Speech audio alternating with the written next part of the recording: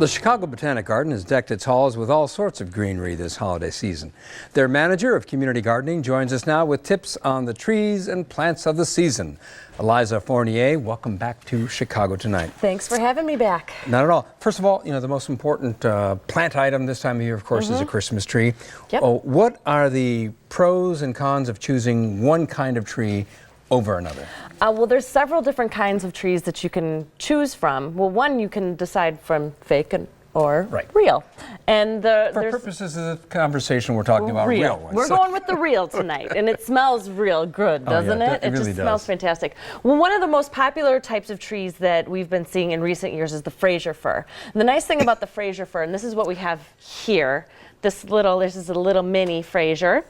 And the nice thing about the Fraser is it's got these short needles, but they're soft. They're not super pointy. So when you're putting the ornaments on and stuff, you're not getting all poked and things like that. So it's a nice sturdy branch. It retains its needles very, very nicely. It's a nice color, good fragrance.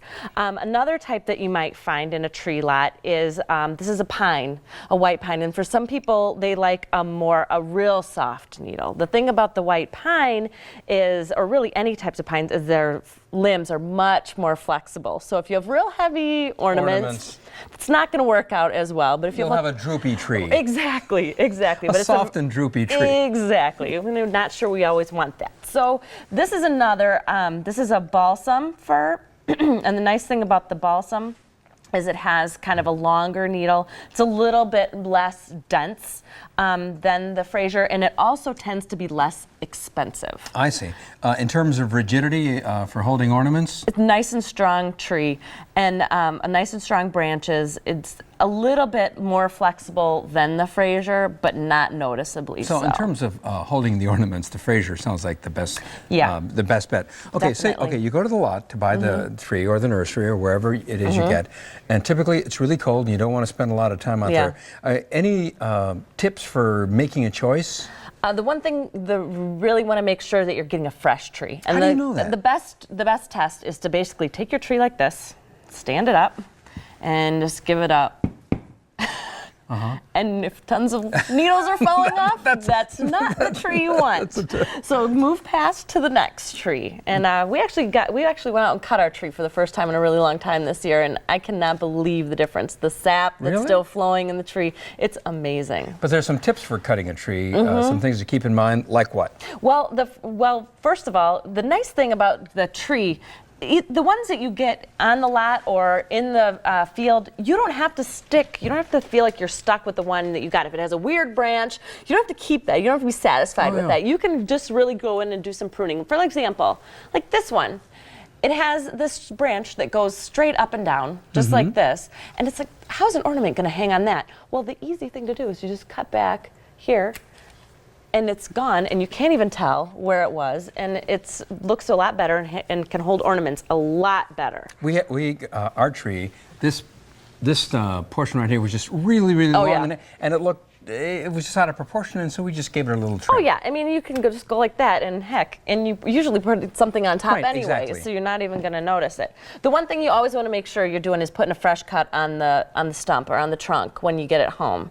That'll just same thing as when you buy cut flowers. You want to give them a fresh cut, and that'll allow for better water intake. And how long does that fresh cut last in terms of its ability? This season. You don't have to go in and do it again. Well, it depends. Some people get their tree on Christmas Eve. Some people get their tree before Thanksgiving. So no matter what, it'll be okay. Okay, I have a question for you. In terms of watering, a couple of times in recent years, I'm pretty good about making sure there's water in the tree, but a couple of times I let it go dry, and then I poured it back in, and then it wasn't absorbing it quite as much. Did I kind of wreck it? Well, yeah, because the sap has a chance to flow down and basically make a seal. Ooh. So you want to keep the water in there. And another thing is if you keep it away from radiators and heat blowing on it, because you can really dry it out a lot faster that way too. What do you think of those little packets of additives for the water? Does that do Not anything? necessary. Really? Not necessary. Okay, fine. Let's move on to poinsettias and tell us about these poinsettias.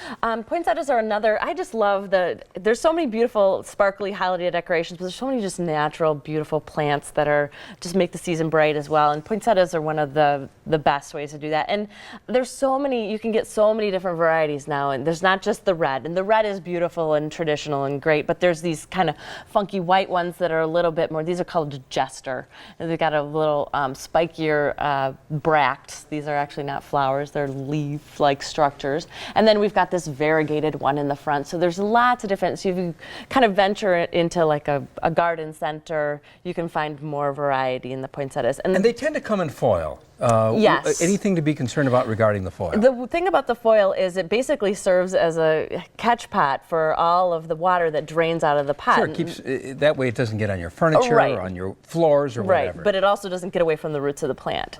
So what you want to do is you want to remove that foil so the plant can actually drain the water out and it doesn't get stagnant and rotten and just, yeah, you don't want it. You don't want it. So take that foil away, put it in a nice, you know, a bowl or something instead. What if you want to keep the poinsettia beyond the holiday season? You can do that, and poinsettias will bloom for, you know, months after Christmas without doing much of anything, just keeping them healthy, keeping them water, and moist. If you want them to come into full bloom like this again, it requires a strict regimen of darkness and light and months of this and that. So some sturdy gardeners like to be challenged in that way. I, for one, am like to buy a new one. I'm ready to move on to the, and it never looks quite as good as it did the first year, you know. But in terms of watering, say you take it out of the foil. In terms of watering, what are your recommendations? You just always want to make sure that the soil is nice and damp, and the only way you can tell that is by putting your finger in the soil. So it's no like once a week, once a day or anything. Just put your finger in, see how it's feeling. Eliza, we're almost out of time, but real quickly, you brought in some bulbs. Yeah. And what can people do with bulbs this time of year? This is great. This is an indoor easy program that you can do. You just put these little guys in here, cheek to cheek. They're paper whites, and smell this. This is it's a type of daffodil. It's just super fragrant. It is strong. Yeah, some people think it's too strong, but well, I don't know that I'd want a room full of them. Yeah, right. Yeah, one or two is okay. So could not be easier. You just stick these in here like this, and just give them some water, and in 6 weeks you'll have this beautiful flower. And you're not even putting them. You're not even. Nope. Do not have to bury them at all. As long as the roots are touching the soil and the soil is moist, they're good to go. Once these bulbs give you the blossoms, are the bulbs pretty much spent, or that's it? Yeah, that's it. You can keep them again. They're really pretty much, you know, you could try and do this again, but you're going to get a much smaller bloom, less fragrance, less bright color. So it's best to just, like with the poinsettia, get a new one the next year. Keep the economy going. Eliza, thank you, and happy holidays to you. Happy holidays to you. And there's more information on events at the Chicago Botanic Garden on our website.